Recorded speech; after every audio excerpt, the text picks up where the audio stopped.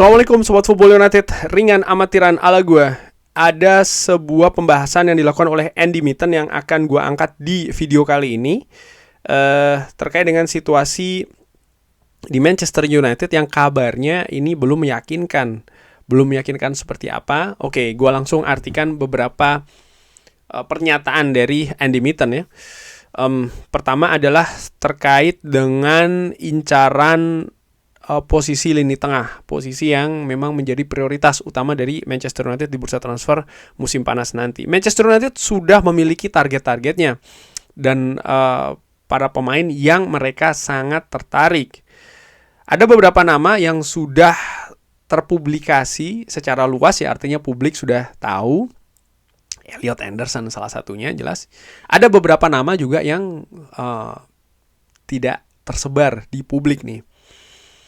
Dan ya mereka harus terus mempersiapkan apa yang akan terjadi selanjutnya. Jadi misalnya mungkin ada nama yang diincar tapi ditolak atau tidak berhasil didatangkan. Manchester United sudah atau sedang dalam situasi mempersiapkan hal-hal tersebut. Posisi tengah ini merupakan salah satu posisi kunci. Mereka melihat beberapa pemain yang mereka telah sebutkan sebelumnya. Elliot Anderson, Adam Wharton, dan juga Carlos Baleba. Tapi ada juga nama-nama lainnya.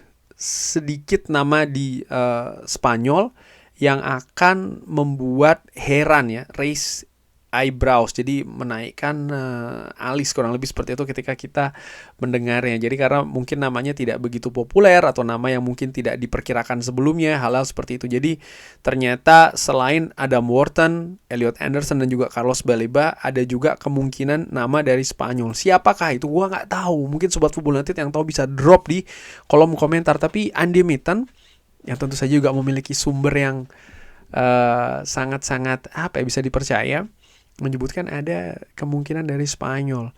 Tapi yang gue tangkap seperti ini sih, dari situasi lini tengah dulu ya, bahwa Manchester United ini mempersiapkan banyak skenario. Mereka tahu nomor satu dulu ya, bahwa lini tengah harus diperbaiki. Lini tengah harus diperkuat lagi dengan kualitas yang lebih tinggi dari yang ada saat ini. Kita tahu misalnya nanti juga akan ada perubahan, Casemiro cabut dan lain-lain. Ada nama-nama yang sudah beredar, Baleba, Wharton, Elliot Anderson. Tapi juga ada nama-nama lain yang tidak semuanya dibuka secara publik. Manchester United ingin menyimpannya secara rapat. Nah, gue melihat bahwa sangat-sangat dipersiapkan oleh Manchester United ini.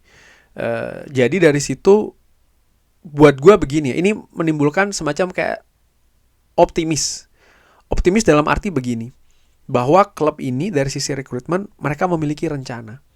Itu dulu. Bahwasannya misalnya tidak dapat Elliot Anderson misalnya, mereka sudah punya persiapan yang lain. Tidak mendapatkan Adam Wharton ataupun Carlos Baleba, mereka sudah punya persiapan dan juga pertimbangannya masing-masing. Ketika mereka menetapkan siapa yang harus diincar duluan, ketika lepas siapa yang diincar selanjutnya dan lain-lain. Bahkan mereka sudah menyiapkan juga nama di luar Premier League. Dan kalau melihat kesuksesan Manchester United, gue bisa bilang sukses ya dari pergerakan mereka di bursa transfer musim panas kemarin. Ini juga menimbulkan semacam kayak optimisme bagi gue secara ringan amatiran bahwa mereka ini ada kapasitas yang berbeda nih dari manajemen Manchester United ketika mereka melakukan pergerakan di bursa transfer musim panas. Dan ini merupakan kabar bagus. Kenapa? Rekrutmen itu salah satu hal yang penting ya bagi sebuah klub untuk bisa mendapatkan kesuksesan di sebuah musim yang mereka lakukan, yang mereka lalui. Dan ya mudah-mudahan kita lihat nih Manchester United akan mendatangkan siapa, bagaimana mereka mendatangkannya, termasuk misalnya harga, ya kan, gaji dan lain-lain. Nah, Andy Mitten juga menambahkan terkait dengan situasi saat ini, gitu ya kan. Manchester United musim depan ingin memperkuat lini tengahnya karena menilai bahwa kualitas skuad, terutama secara khusus lini tengah misalnya untuk musim ini tidak bagus, sehingga butuh diperkuat musim depan, kurang lebih seperti itu.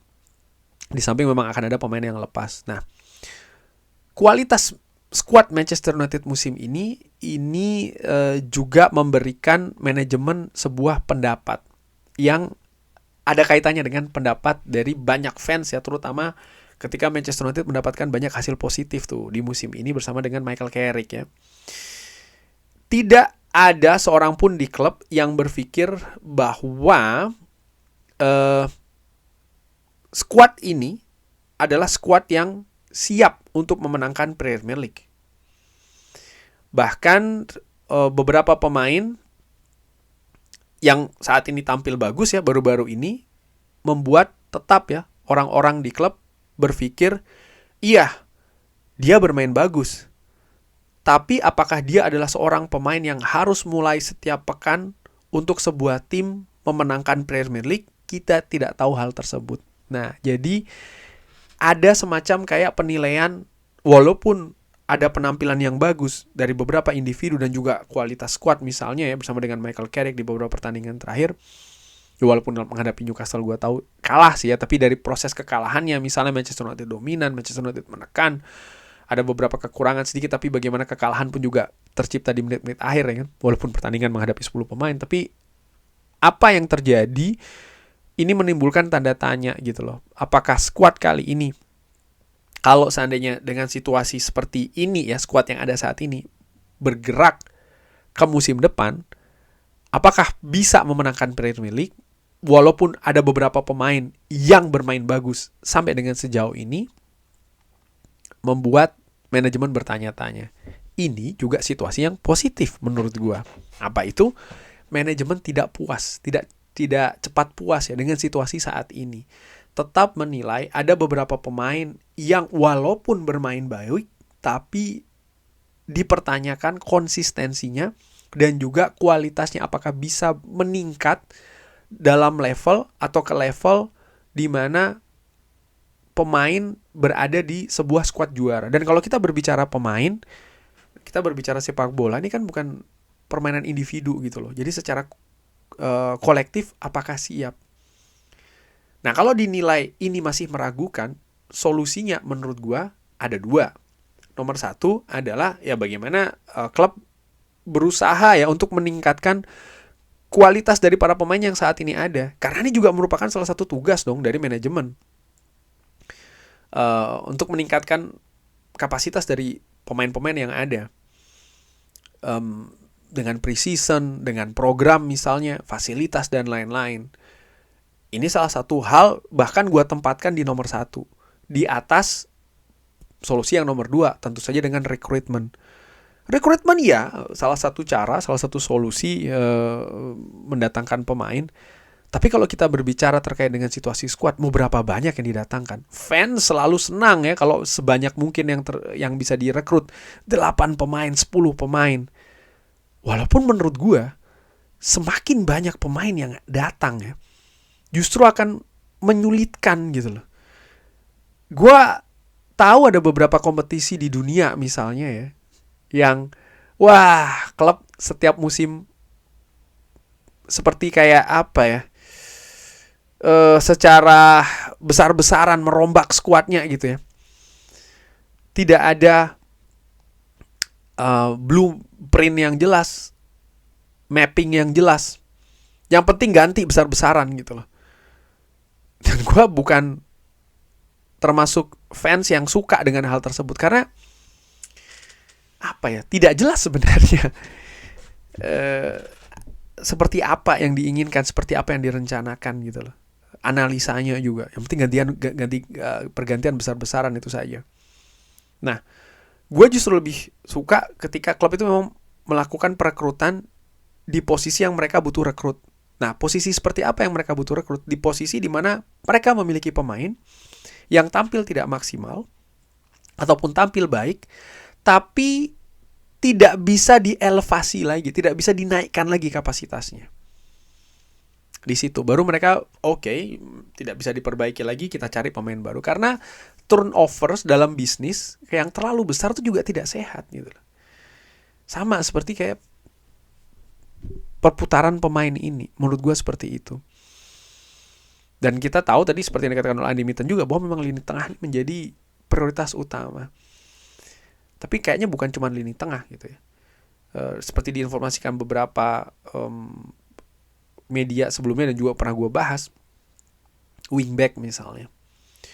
lalu posisi lini serang ya. Walaupun ada Sesko, tapi siapa kedalaman skuad. Ini juga hal yang menarik ya, bahwa kedalaman skuad kita tidak berbicara dengan 11 pemain, kita tidak berbicara tentang 18 pemain, mungkin lebih besar lagi, karena kalau Manchester United musim depan berkompetisi di Eropa, ini akan lebih banyak pertandingannya dengan segala kemungkinan yang bisa terjadi. Ada absen karena kartu kuning, karena cedera, penampilan mungkin drop, ada situasi personal yang membuat tidak bisa fokus, lalu butuh pemain pengganti untuk mengangkat situasi di atas lapangan. Hal-hal tersebut butuh squad juga yang dalam, yang lebar, menurut gue seperti itu, dengan kualitas yang juga tinggi.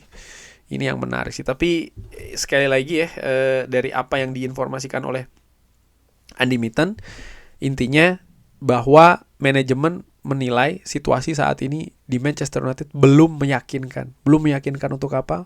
Untuk membawa Manchester United ke situasi yang lebih tinggi untuk musim depan. Pertanyaannya, tadi kita berbicara terkait dengan squad ya. Ini untuk mengakhiri juga video kali ini. Kira-kira manajemen Manchester United berpikir hal yang sama juga nggak ya tentang head coach untuk musim depan? Ngerti kan maksud gue? Terima kasih sudah menyaksikan. Jangan lupa like, sholat, dan juga subscribe. Wassalamualaikum warahmatullahi wabarakatuh. Thank you.